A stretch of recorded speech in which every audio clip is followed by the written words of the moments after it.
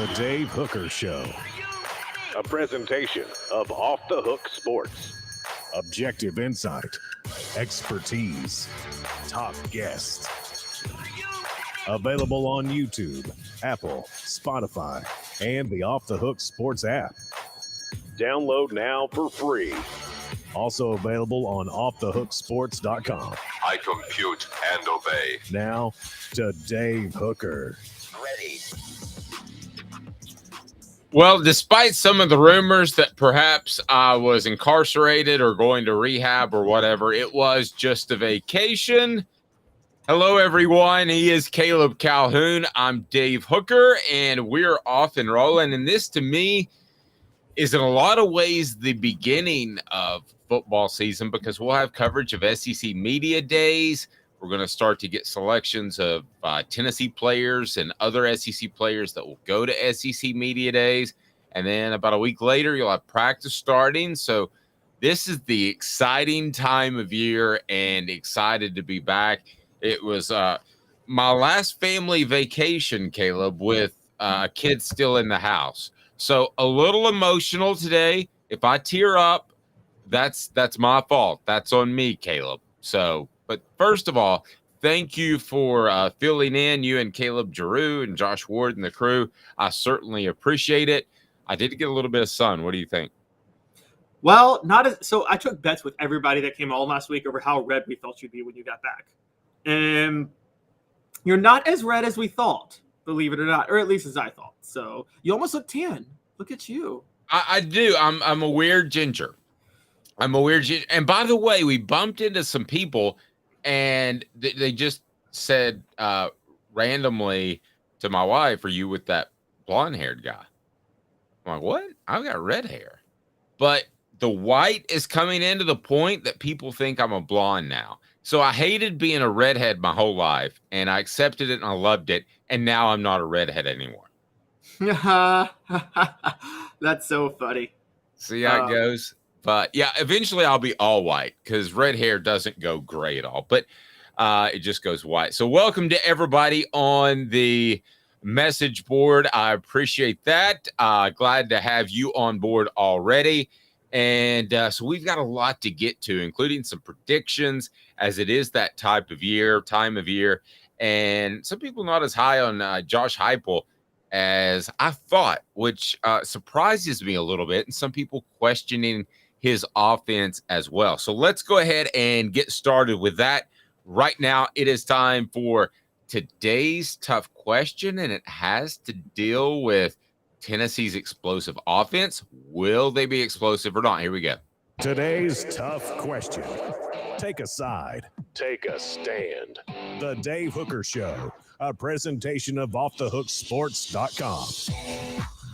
All right, so the Vols get some kudos. By the way, if you could hit that like and subscribe button, we greatly appreciate that. The Vols get some kudos as far as being one of the top 12 offenses in the nation. Caleb, that's pretty strong to me on face value for having a new quarterback at the helm. Not new, but you know what I mean. What did you think of them being in the top 12? I'm not surprised, but it's reaffirmation to me that Tennessee's considered one of the elite offenses after all they lost from last year.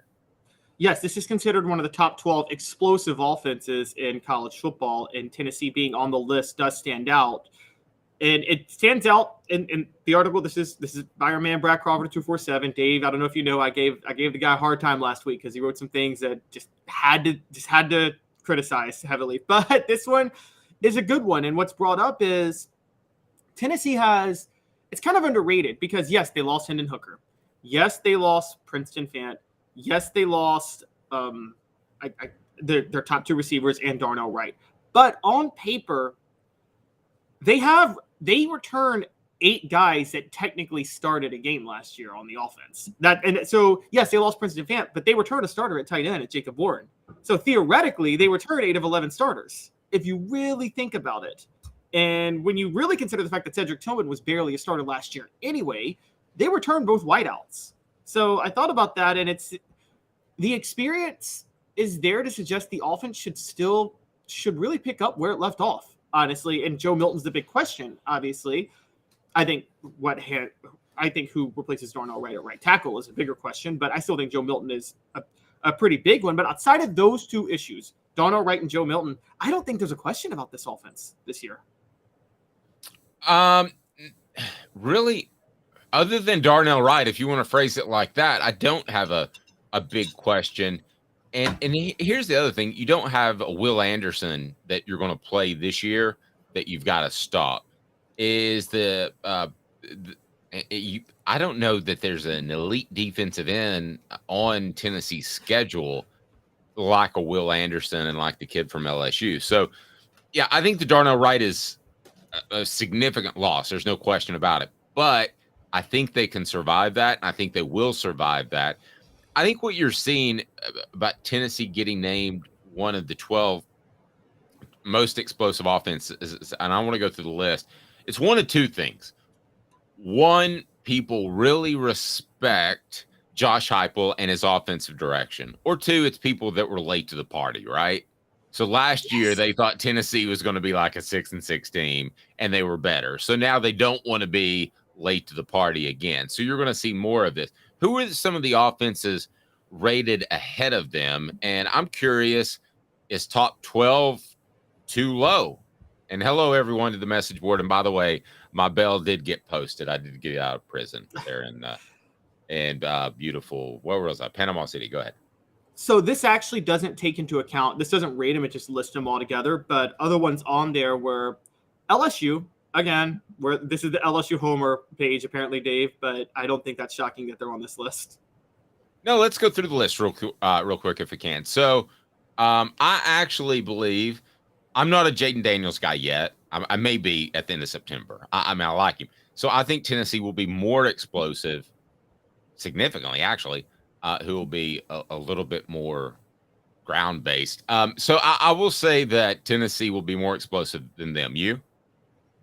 Yeah, I'll say they'll be more explosive. I don't know if that necessarily means the offense will be better, per se, but I think it'll be more explosive. Agreed. All right, what do we got next? Next, we got Washington, which, again, don't sleep on Michael Penix Jr. Again, almost ended up at Tennessee and had committed to Butch Jones back in the day. Just imagine the magic Butch Jones could have done with him. Yeah, saved him all kinds of money on haircuts. I think they'll be more explosive than Washington. I think so, too. Is there a thing with the Pac-12 North, though, where no, actually, I take that back. Because Pac-12 North actually has some defensive-oriented teams, Stanford, now Oregon. So, yeah, they'll be more explosive. Penn State on the list. I'm not a James Franklin guy. I think Tennessee will have a more explosive offense. But they are low. This is going to be the best offensive line Penn State's ever had. So, just saying, watch out for that. I just feel like every 3 years we get jazzed about James Franklin. Okay. Who else we got? Oregon. I don't know. I'm going to go ahead and tell you, I don't know Oregon's personnel well enough. So I'm going to abstain in that one. Who are some SEC? Any other SEC? Yeah. We're going to SEC in a couple of seconds. I was just naming them, but I'll tell you right now, Tennessee will be more explosive than Oregon. They have a defensive-minded coach, and you know enough about the SEC to remember Bo Nix as their quarterback. Fair enough. Who's getting Heisman consideration for some reason. This is wild. Now, this one threw me off. Now, last week there was another list that had Tennessee second to this team in the SEC in explosiveness, and I want to know where you come in, Dave, on this. Georgia's on this list. Now, I know Georgia's got a great offense, but I never thought of their offense as explosive. But a lot of people think it's going to be explosive this year. No, but they actually scored a lot more points last year when Stetson Bennett came into his own. It all comes down to Carson Beck. And Carson Beck's more of an unknown than Joe Milton, so I would lean towards Tennessee in that regard. Georgia is sneaky explosive, if that makes sense. They're still going to run the football. Who else is on there? Yeah, I'm dropping them, though, because they have a new offensive coordinator by the name of Mike Bobo that I think every Tennessee fan should celebrate, and he's not going to be explosive. No, you're not a Mike Bobo fan. The rest of the list brought to you by our friends at Zen Sports. Zen Sports is the new sports book in Tennessee, revolutionizing the way you earn sports betting rewards. That means no more deposit bonuses that turn into deposit nightmares. On Zen Sports, what you see is what you get. And with their cash rewards program, you get a lot of cash for a welcome bonus. earn an unlimited 5% cash back on your betting volume for your first 15 days when you sign up with the code HOOKED. HOOKED. That's right. Unlimited 5% cash back. Keep betting, keep earning with up to 3% cash back on your betting volume every month after that. And refer friends as well, and you can earn a percentage of their betting volume as cash rewards too. Zen Sports bringing the cash back to Tennessee. So if you bet big on sports, you want to be betting on Zen Sports. Zen Sports betting just got better. Who else is on the list? All right, so I think this is a living in the past name because it's Alabama, and I don't think Alabama's going to be on this list this year. You know, I think they'll be more explosive than last year because I think they had a down year in skill position players, but you don't have Bryce Young who bailed them out. So, and I think they want to dial it down and be more ball control. So it surprises me that they're even on this list. Yeah, I think this seems like this is who Alabama's been the last 10 years under Nick Saban. So we just think they're going to be that way. And I'm with you. I think that I think they're trying to slow it down a lot. And I don't think they have a quarterback to be explosive. On the other end, there's Florida State. I'm low on Florida State, but even though I'm low on them, I could still see their offense being explosive with Jordan Travis and playing in the ACC. In the ACC, yes. The last words you said are the most significant to me. Who else? Yes. I always Josh Heupel, Circle West, USC. They're going to be explosive. Well, yeah, I mean, you've got the Heisman Trophy winner. That was the one you were going to mention that's really tough to make an argument against. I mean, you've got the Heisman Trophy winner. So who else? Yeah, exactly. And then another one that shocked me, Michigan. That's a ball control team. They're not explosive, really, are they? Don't get that at all.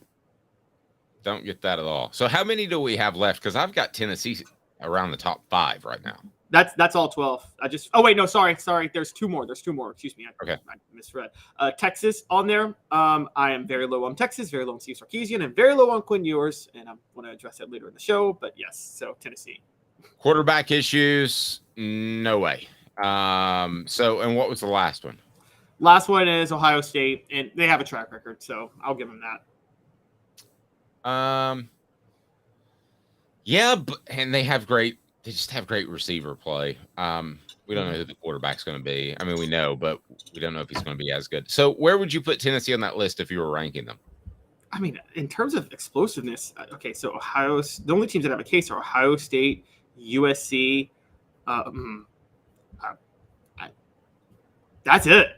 And maybe LSU, depending on what system they run. I got Tennessee at either 3rd or 4th on the list of those 12. I did too. I think they're a solid top 5. It would surprise me at the end of the season because listen, if Joe Milton doesn't pan out, they're going to make the move to Nico. Now, I don't think that's going to happen. You guys can jump on me on the message board if you want to as a Joe Milton hater, but I don't think that's going to happen. But I don't think Josh Heupel would be scared to pull the trigger whatsoever. So there we go. So Tennessee should have one of the top 5 most explosive offenses in the nation this upcoming season. Why? Because of a group of receivers that we think is pretty good, but actually not getting a lot of respect.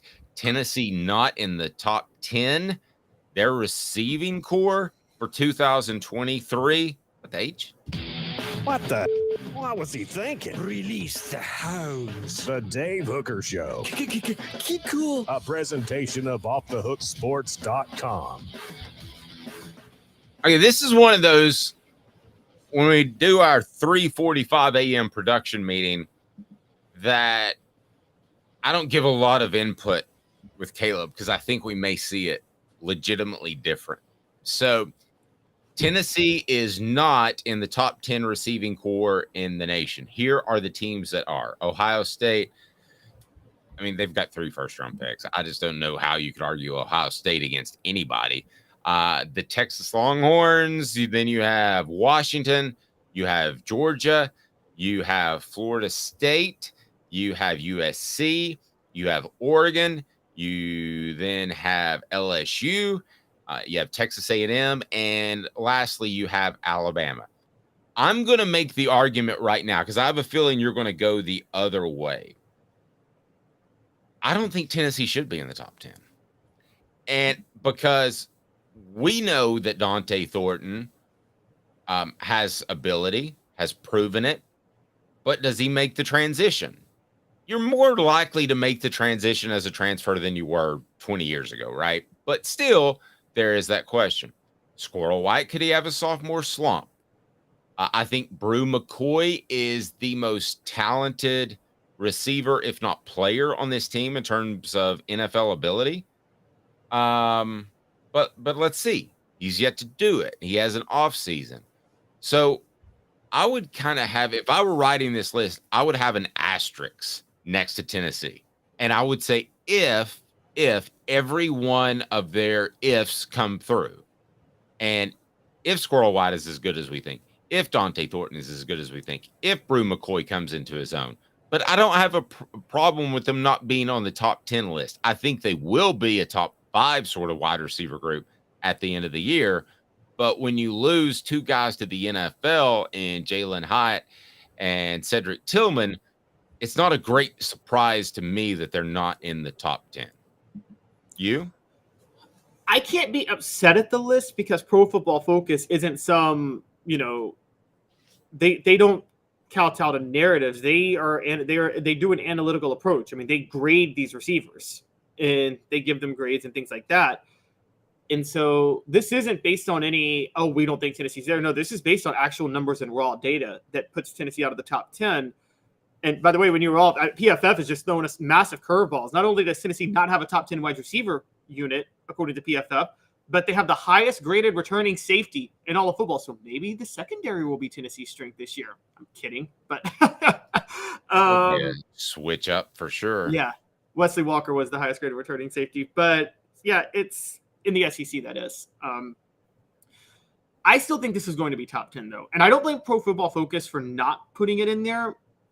But based on projections, I don't think we can debate this is going to be a top. I think it's hard to argue this is going to be top 10. Okay, yes, they lose the Biletnikoff Award winner. Fine. I don't really count Cedric Tillman as a loss. Brew McCoy and Ramel Keaton were the starters for most of the year last year at wideout. So I think that Brew McCoy and Ramel Keaton they returned their go-to wideouts on both sides. Squirrel White proved more than enough in plenty of games last year. And Dante Thornton, I disagree with you about the transition. Now, I think the transition is actually harder for a receiver than a quarterback in Josh Heupel's system. I still think it's a pretty easy transition, though. I mean, you're just schemed to run bare a lot of times and get wide open down the sideline. I mean, as long as you got speed, which he's got, I don't think there's a lot of stuff to learn in Josh Heupel's system at receiver. No, I agree. It's a reading safety sort of thing. It's not terribly difficult. Travis says, I want to put this up on the board because this is kind of a controversial take, but it's absolutely true. After Pitt, Tillman was inconsequential. That's very true. He was injured for most of the season. Hyatt was overrated. The receiver crew is way better this year. That's a bold statement, but one that I'm not going to disagree with because in that slot position, you expect somebody to get wide open like Jalen Hyatt did last year, don't you? Yeah, I mean, absolutely. That's the scheme. Do they have so Hyatt is not as quick on the 40 time, like right off the jump, but would you say like his long distance, his acceleration at like 30, 40 yards, that's where he started to beat guys there. Can other slot receivers do that? That's where the question comes into play because Hyatt was so good at winning the distance runs. Yeah, that is a very good question. Does he turn? I mean, do they have a guy who turns the 20s into 50s?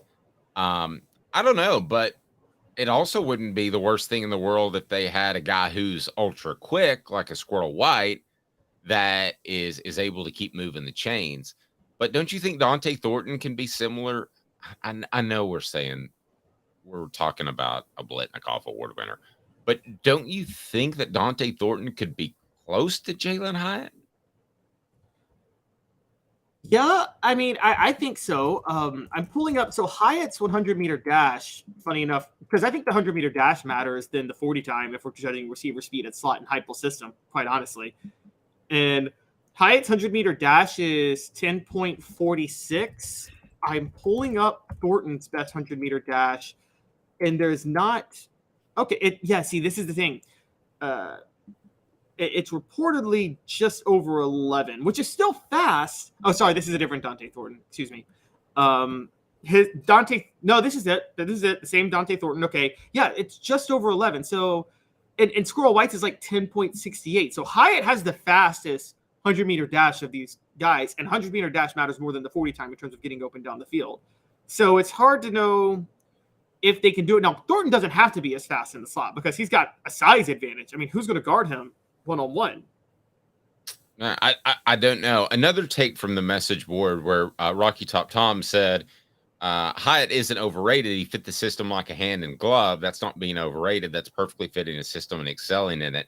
I jive with that too. I think you're both right, but I think there are other people that can do that. It's kind of like a running back in the NFL. I think there are other people that can step in and do that. What Hyatt did last year. I'm not saying he's going to break every sort of record, and I think it's going to be split. I made a couple of phone calls over vacation. I think it's going to be a little split between Hyatt and Squirrel and Thornton. So I don't think that you're going to have a situation in which Hyatt's just kind of the guy, and he had to be the guy last year. But that surprises me that Jalen Hyatt's, and you said his 100-meter was what again? It was 10.46, I believe, which was much faster than Thornton's or Squirrel White's. Squirrel White's was, I think, 10.68, and Thornton's was 11.02.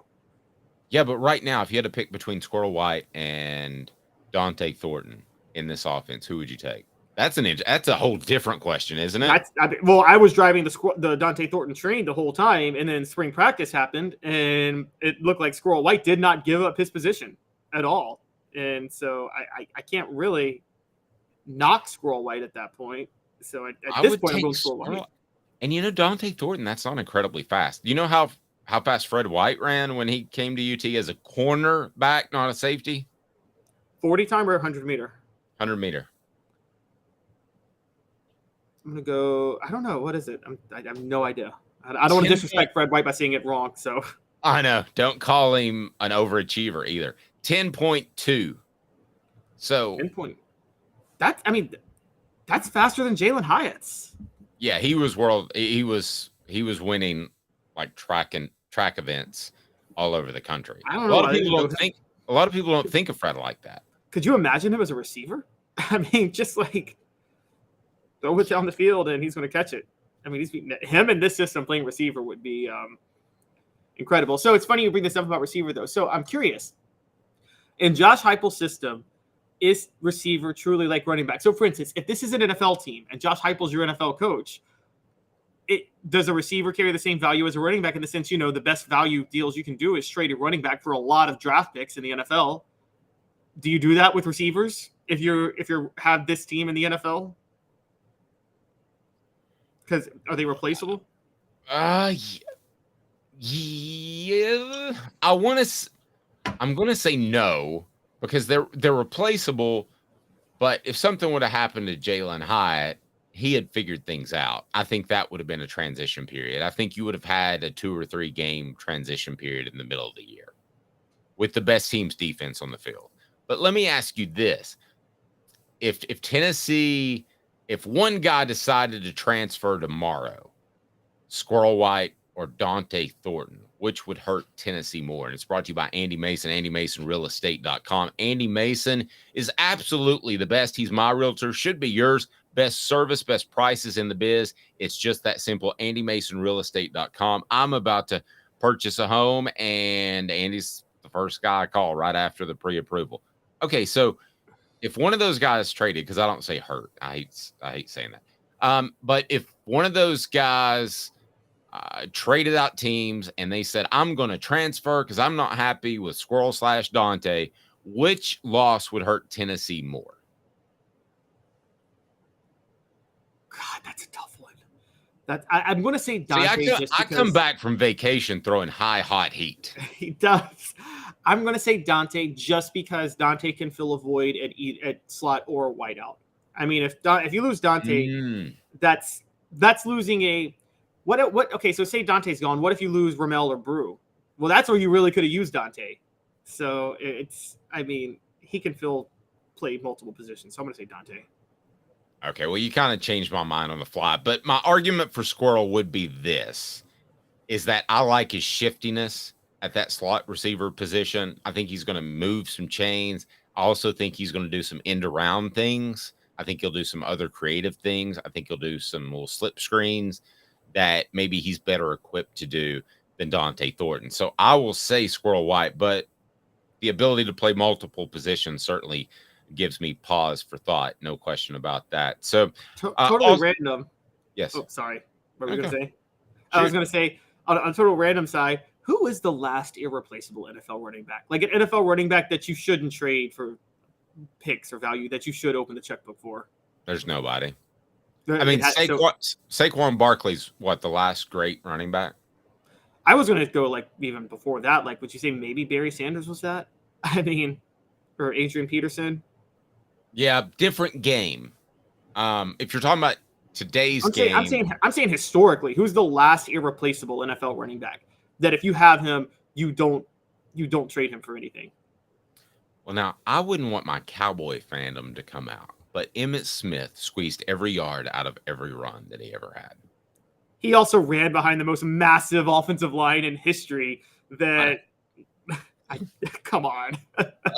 other than that, it was Travis says Emmett as well.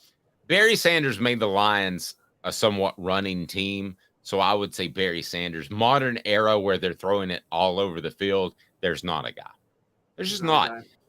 You want to take Saquon Barkley, you want to argue that he's the best running back over the past 5 years or so. I'll take that, but there is no way the Giants wouldn't trade him for 2 first-round picks, a first and a second, Would you say Adrian Peterson and LT were the same type of value? Like even in their prime, you trade them for 2 or 3 first-round picks? That's just towards the tail end of that era where they still ran the football. So I still think they're valuable then. I think when it went passing, that those guys aren't as valuable. I'm going to be in my first fantasy football league team, and I don't know how to pick running backs this year. I haven't been in one in years. And running back, you always pick first in fantasy football because they carry the most fantasy football points. And so now quarterback has now taken over a little bit, but still running back touchdowns are worth more than quarterback touchdowns. Right. You know, the one guy who I went completely out in the left field all by himself and picked a receiver. I'm sorry, he picked a quarterback number 1 and a receiver number 2 and won the league. Do you want to guess who that was? Somebody picked Peyton Manning and Demaryius Thomas. No, it was, I'll give you a hint. Their first names are Tom and Randy. 2007, Tom Brady, Randy Moss. And it circles back to, it was Fred White. And I called him absolutely crazy for not taking a running back number 1. He goes, you wait and see. And he won the league because they set every record known to man. Because the Patriots offense was this complex system of, receiver quarterback combo, and they do all that. And then on the outside, they just got this guy that can just win one-on-one, just straight simple down the sideline all the time. And it's like, hey man, if the Wes Welker guy's not open in the slot, just chuck it up. Randy Moss will make a play. Pretty much 2 minutes, and then I'm going to tell you not only who our next Celebrate 98 guest will be, and it was incredibly entertaining. I recorded that on vacation, so it's going to drop today. And then a prediction by a national writer that says that the automatic bids for a 12-team college football playoff are for the Big Ten and SEC, no doubt about it. And I tend to agree with him. Stay tuned. Or non-automatic, I should have said. 2 minutes, back with you. He's Caleb Calhoun. I'm Dave Hooker. To own the more that owns every job, then get to Vassy Lawn and Garden in Cleveland and get you a Toro. I'm David Vassy, here to talk to you about Toro. With a Toro Zero Turn, you'll get more out of every minute and you'll reach the finish line faster. At Vassy's, we like to say, no matter if you're mowing 3 acres a week or 11 lawns a day, homeowners and business owners alike find confidence in equipment they can trust from top to bottom. Vassy Lawn and Garden, Highway 60 North in Cleveland. Man alive, it's worth the drive. Hi, Mike Davis here with City Heating and Air, reminding you to always dare to compare. Our team provides quality local heating and air service, installation, and maintenance across East Tennessee. We use only the best equipment like American Standard heating and air conditioning for your residential, new construction, or commercial needs. Honesty, dependability, and customer satisfaction have been the cornerstones of our business since 1961. City Heat and Air.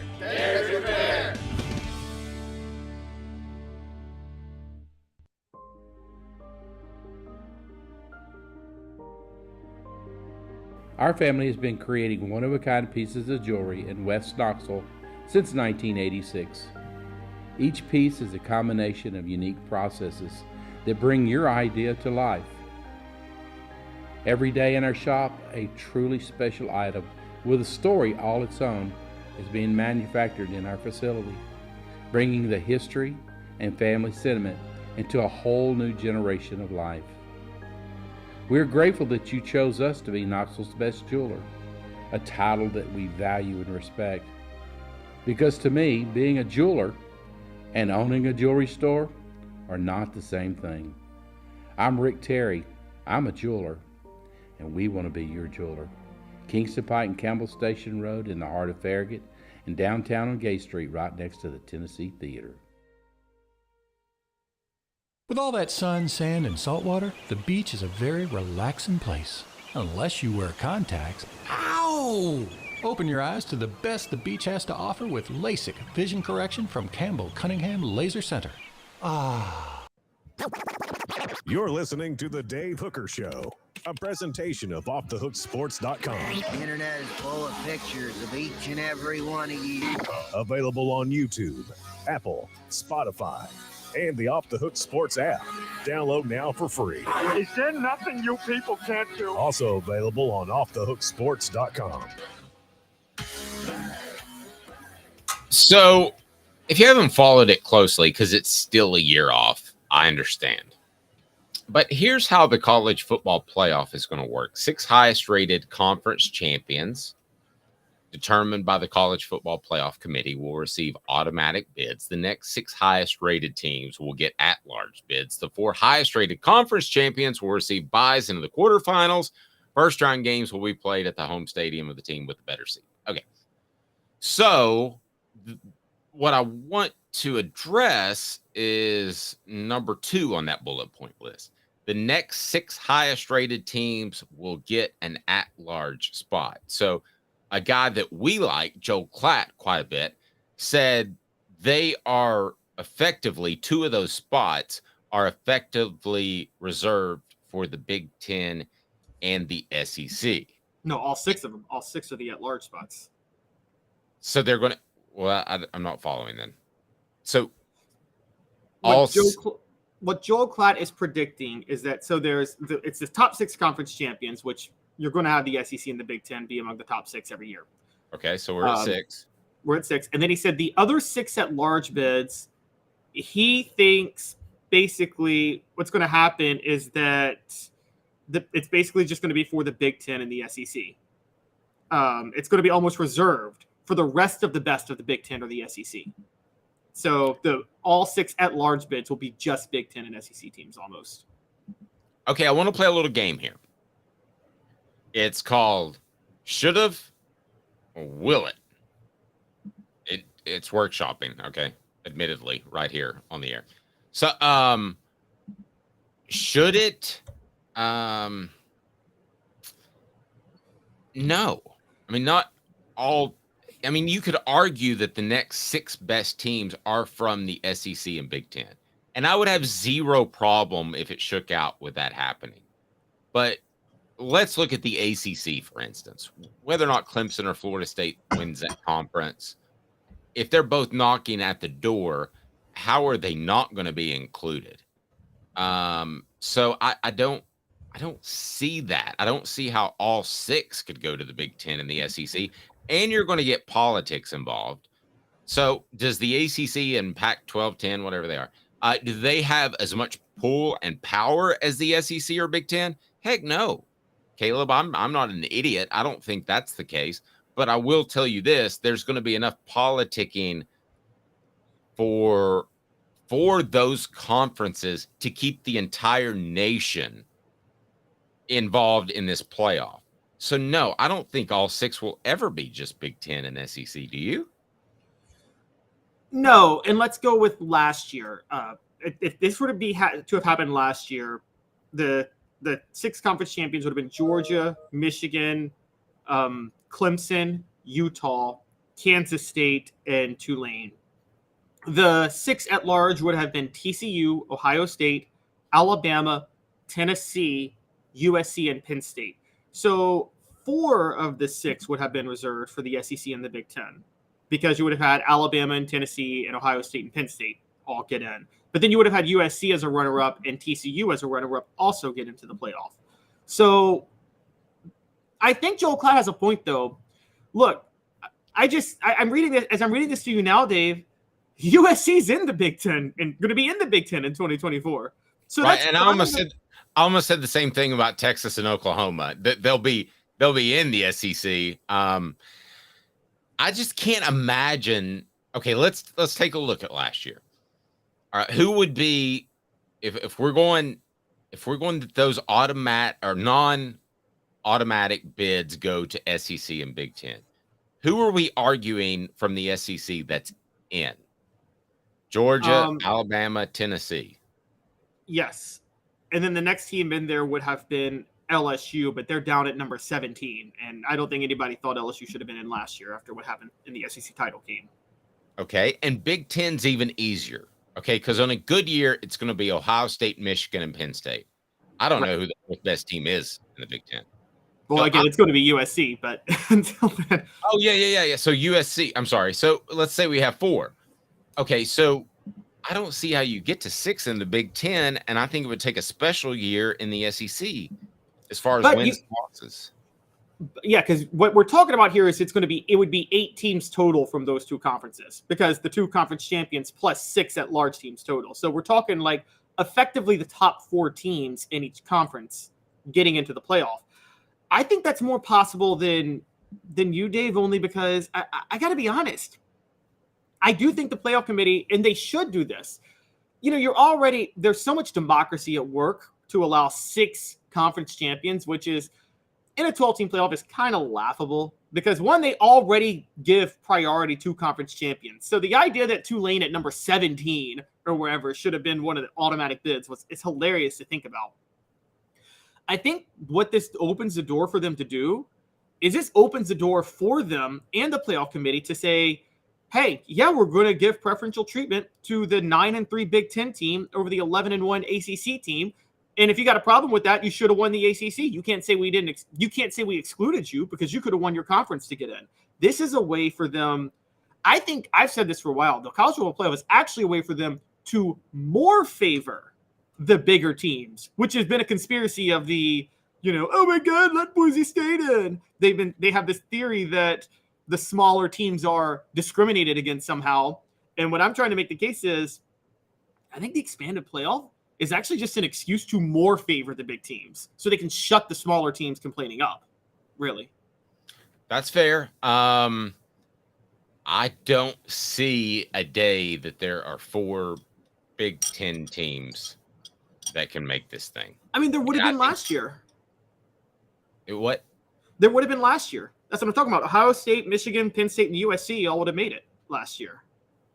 Yeah, but left out USC again. Well, I mean, the more we work through the argument, I guess he's got a point. I think the SEC will beat up on each other, though, right? Yeah, I mean that's the thing. Are you gonna take a 9-3 SEC team for an at-large bid or a 10-2 ACC team for an at-large bid? You're taking the 9-3 SEC team. Yeah, every time.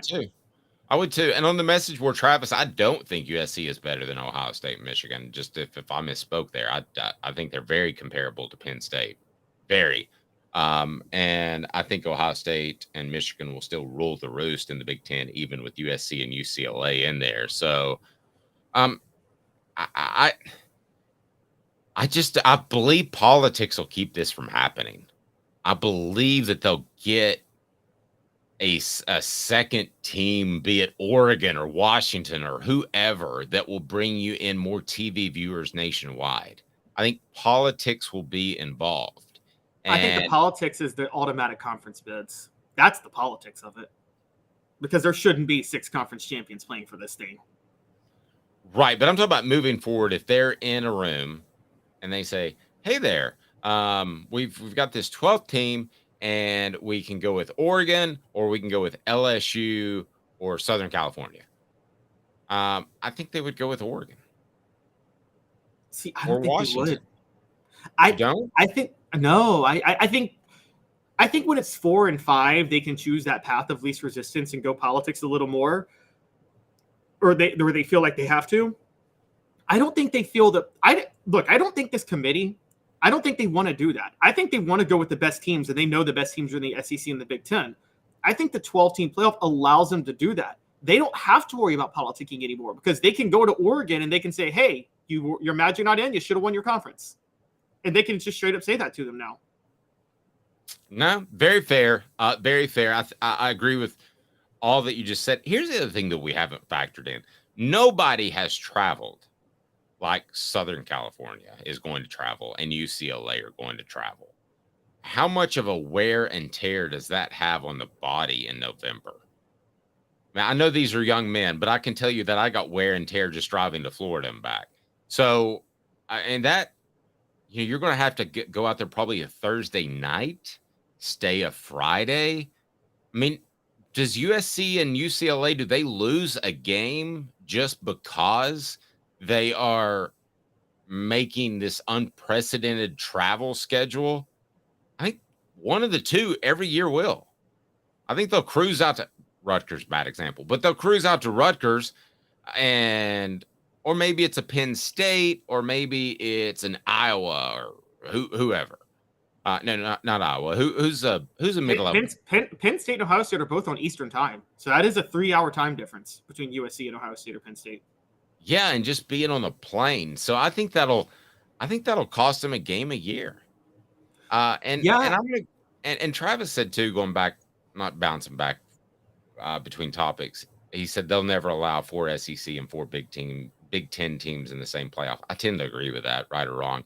But isn't that going to cost them a game? That much travel, having to come east?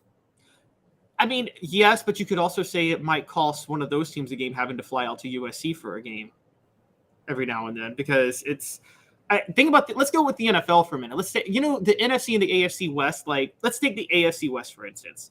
Kansas City is in Missouri, and then the rest of the teams are on the West Coast. I don't really think it messes with Kansas City to have to fly out to play those games. Now, it's not.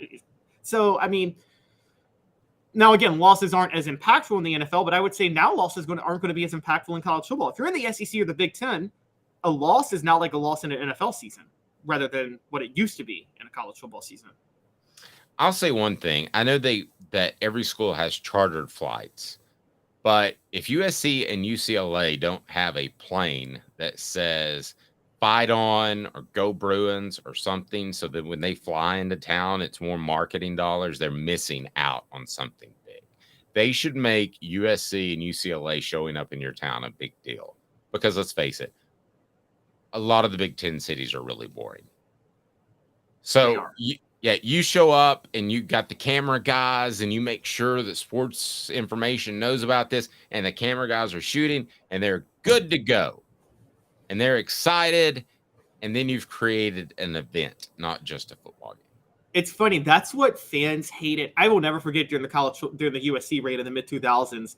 Your traditional SEC and Big Ten fans hated the Hollywood nature of USC, but it's like Pete Carroll was so smart. He embraced that. He knew the Hollywood aspect of USC is what would sell USC to recruits and keep the kids in California rather than going to Colorado. And do you remember that, Dave? Remember how much that annoyed SEC fans, the Hollywood love of USC? But it's like, why wouldn't they take advantage of that?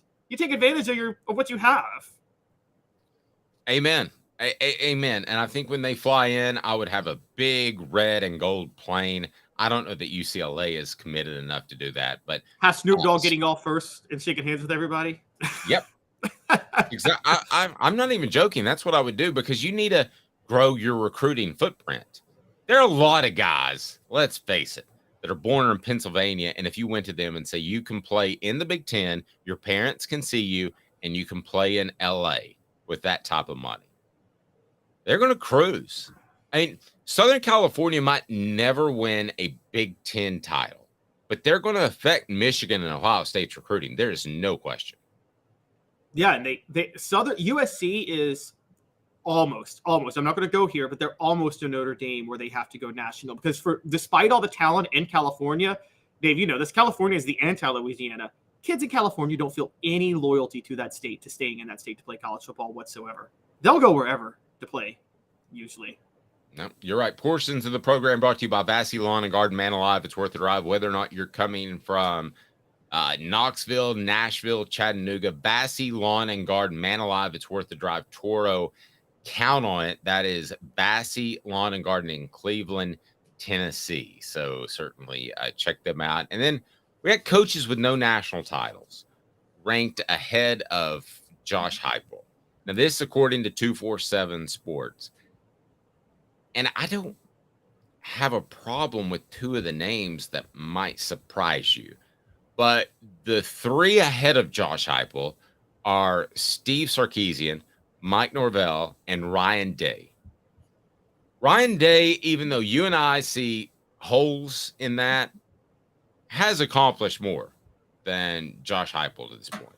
I got no problem with that.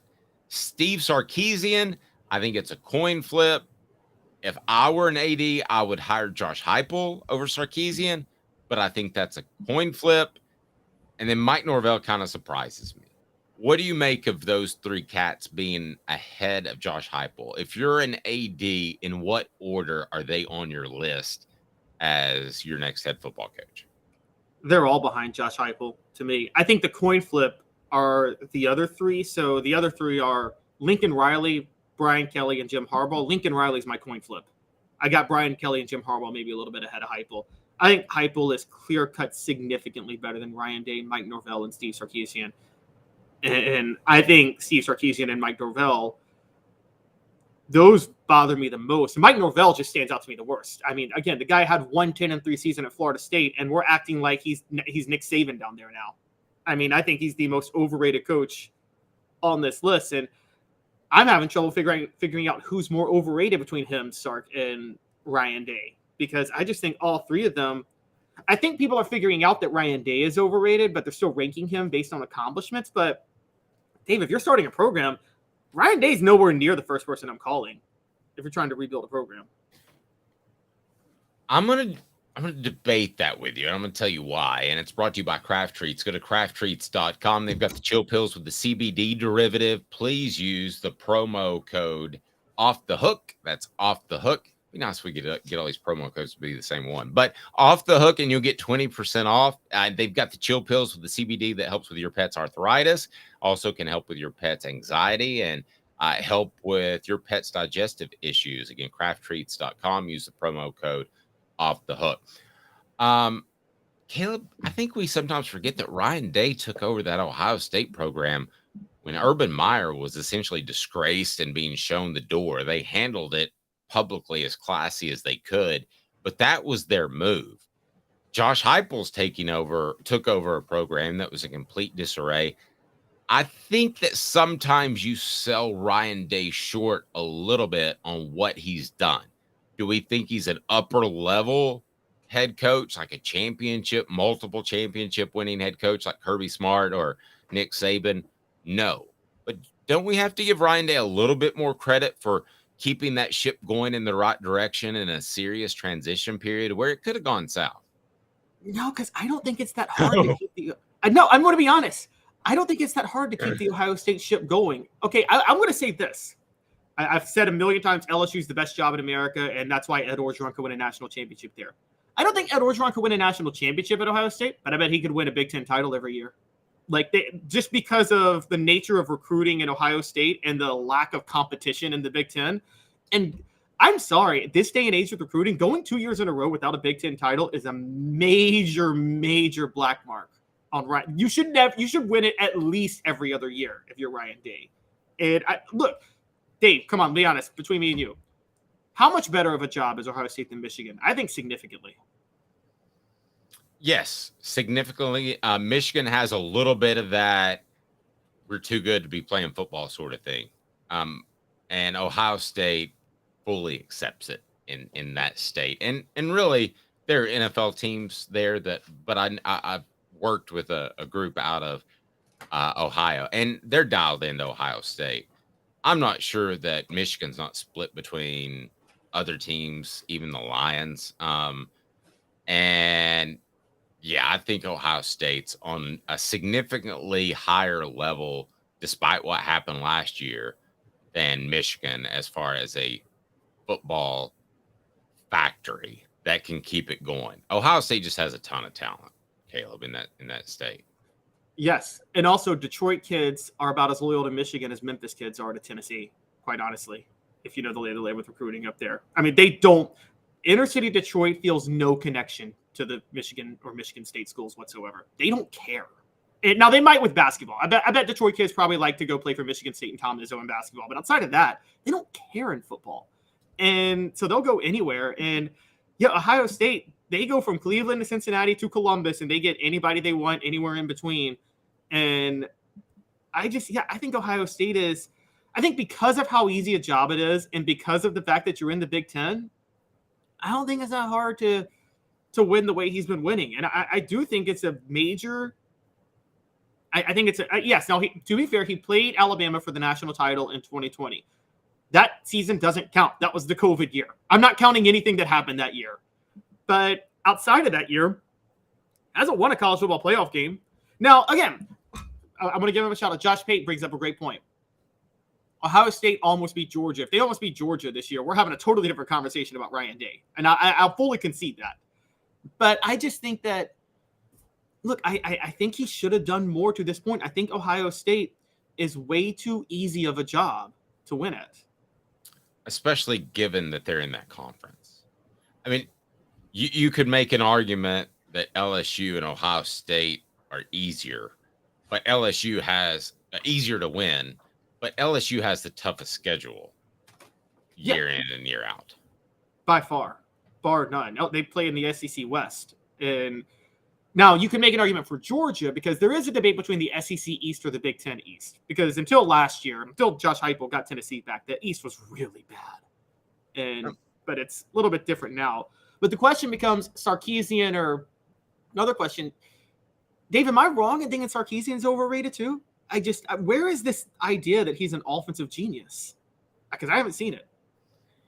No, I'm with you there. I think he's a solid coach. Does he have the sort of insight and the sort of creativity and innovation that a Josh Heupel does? Or, I know we're getting ready to talk about Gus Malzahn and Kevin Sumlin.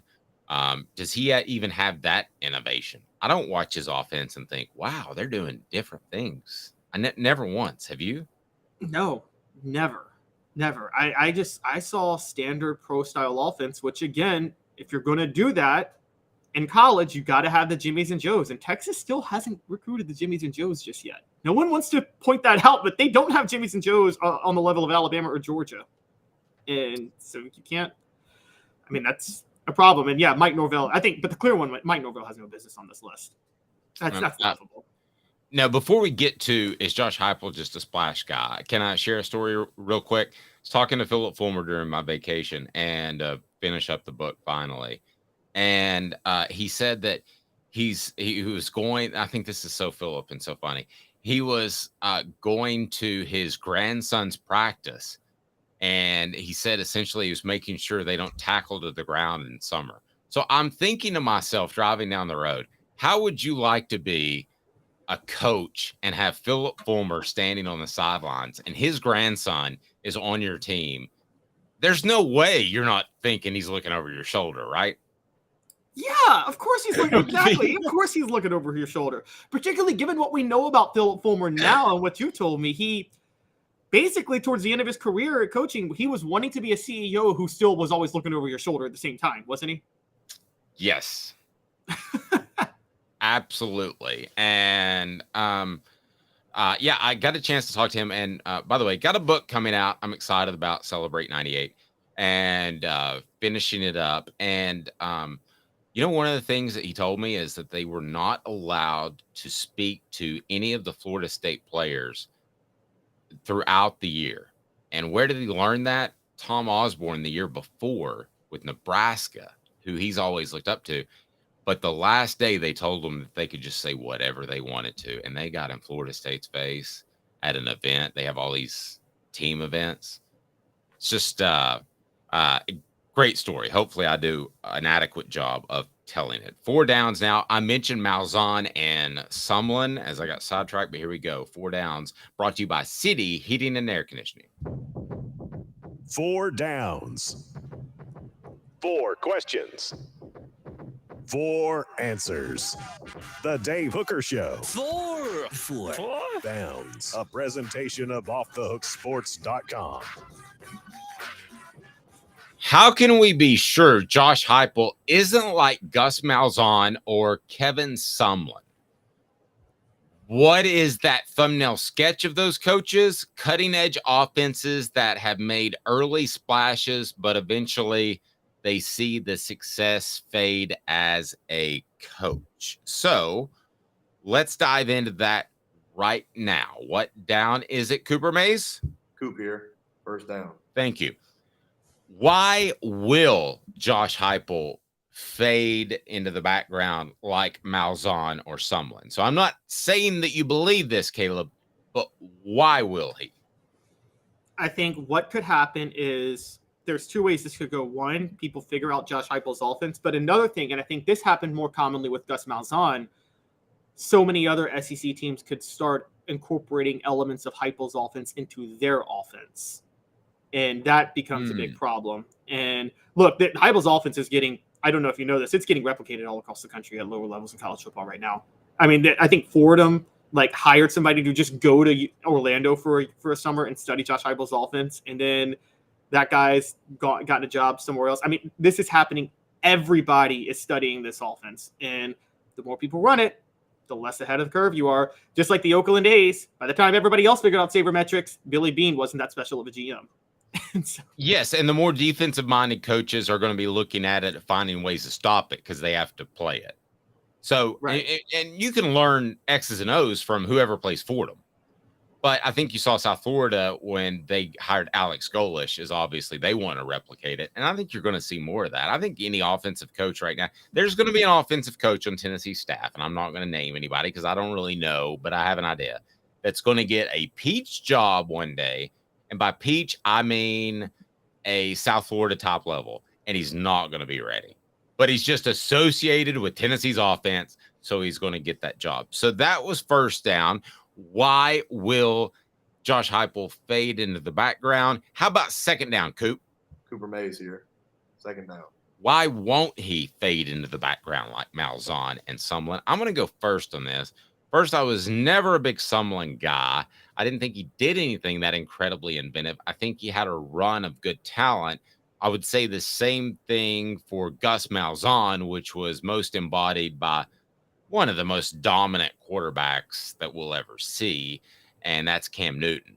So I will say he won't fade. Josh Heupel won't, because those guys had a talent advantage. Josh Heupel doesn't have that yet. He may one year, but if you look at the plug and play last year, if I would have told you that Cedric Tillman was going to be out 90% of the year, you would have said, oh, that's a big hit.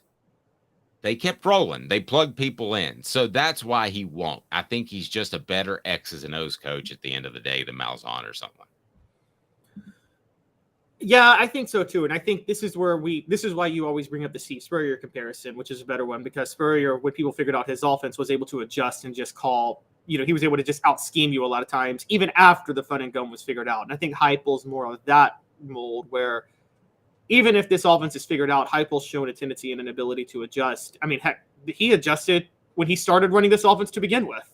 I mean, that was an adjustment on him alone when he went to Utah State. So, I mean, I know that he was asked, he doesn't like the narrative, by the way, that he kind of relearned his offense in himself after he got fired. He's more, you ask him, he won't say it out loud, but he thinks he was railroaded by Oklahoma.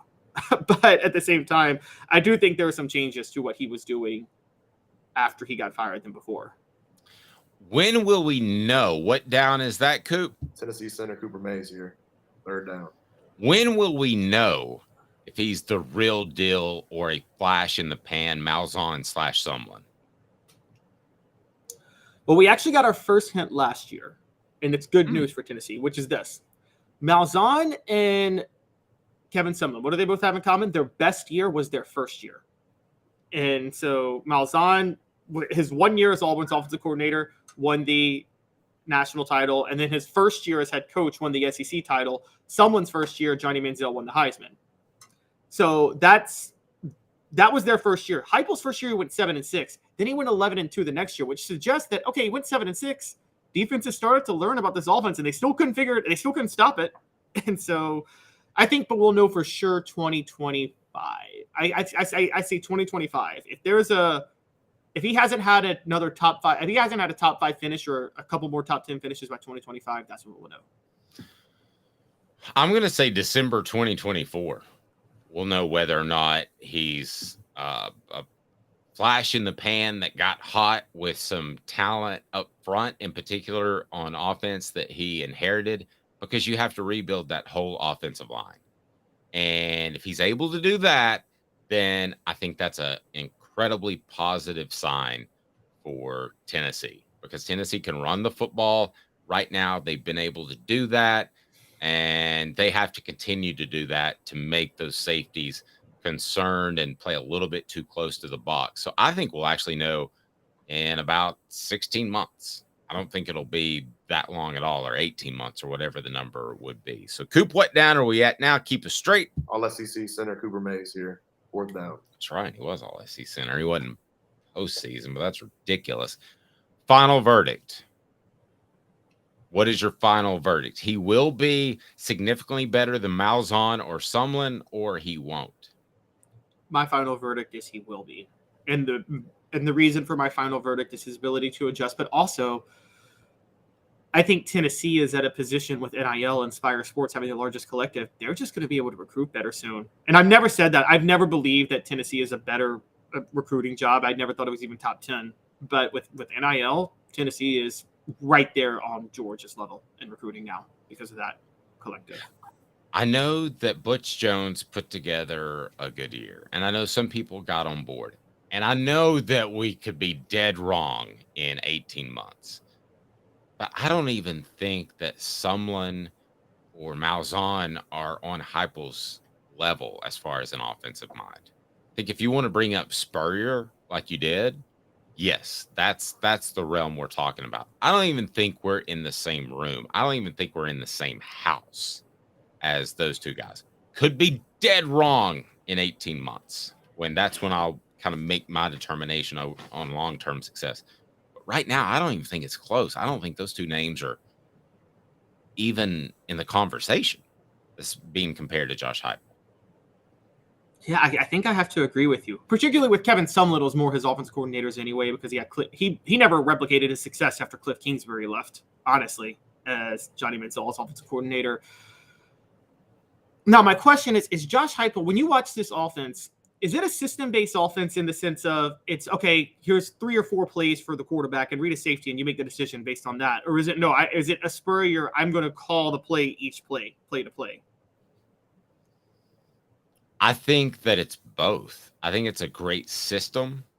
I think that he is a innately good play caller, which you either are or you aren't. And I know that, there's a debate, was Alex Golish calling the plays and that sort of thing, but essentially play calling is overrated, which sounds crazy, but I think Josh Heupel is very good at it. And I think he's very good at game planning too. So I think it's both. I mean, as far as an offensive coach, and NIL could help him in recruiting. That's the question we all had. But as far as an offensive coach, I think he's right up there with some of the greats. I think this would be a more appropriate conversation if we were talking about Lincoln Riley, for instance, or we were talking about, I know you don't like him and I'm not real high on him either, but Ryan Day, who at least has recruited the talent that's there. And maybe he's not as good of an X's and O's coach, but I just don't see Sumlin or Malzahn at all being in the conversation. Yeah, at this point I don't, but I would have said Malzahn was in the conversation 10 years ago. I mean, when he had that, I missed the boat on that. When he had that splash year at Auburn, remember the kick 6, Nick Marshall, Alabama. I thought Auburn was going to take the mantle from Alabama during that time, and man, I got that wrong. Yeah, but in retrospect, wasn't that kick 6 like the luckiest play of all time? I mean, we've seen it since, but that was the first time that I saw that play actually work. Well, and don't forget the week before, Auburn on 4th and 30 something, had that tipped pass against Georgia that they called and went for a touchdown. No, that team was insanely lucky. That's the luckiest team to ever make the national title. I'll give you that. But we also have to remember they were so bad the year before, Gene Chizik's last year, and Chizik gets fired and Malzahn comes in, and just to have them in the running late in the year was an impressive feat for him. So I can't take that away. Agreed. Caleb, I missed you. All the listeners and posters on the message board missed you too. One last chance to hit that like button. We really appreciate it. And subscribe. Tomorrow on the program, we'll have Josh Ward, and pretty close to announcing our football lineup. We'll have Josh Ward on Thursdays. We'll have Fred White on Fridays, and a pretty special guest from time to time that I'm going to give you a little hint. Maybe on our Celebrate 98 series. His name might rhyme with Rinse or Tiley. Because there's no better guy to break it down than Spencer Riley. My first ever interview, Caleb, way back in the day, I was covering Tennessee basically part-time. Spencer Riley comes in there. This is how different it is. He kicks one chair out. He sits down, puts his feet up on another chair, and says to the media, "All right, boys, what do you got?" That's how different it was back then. But he was gold. You could ask him, is it going to be a beautiful day tomorrow? And you'd get a great quote. So we might be working with some Spencer Riley here really soon. So he is Caleb Calhoun. I'm Dave Hooker. Again, weekdays, we're live at 10 a.m. Eastern time. Whenever you're watching, have a fantastic day.